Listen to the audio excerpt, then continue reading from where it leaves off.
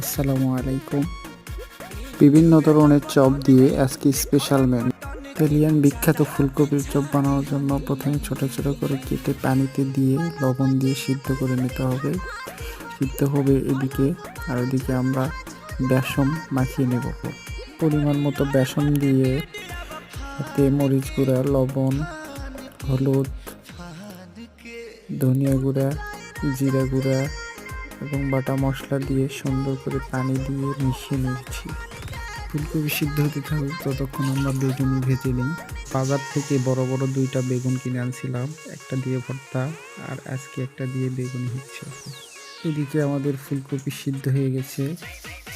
ফুলকপি ভাজার সময় অবশ্যই খেয়াল রাখবেন ফুলকপি লো হিটে ভাজতে হবে। লো হিটে সময় নিয়ে ফুলকপির চপ ভেজে নিতে হবে। যখন দেখবেন ব্রাউন কালার চলে আসছে তখন বুঝে নিন ফুলকপির চপ রেডি। মুগ ডাল, ভাত আর চপ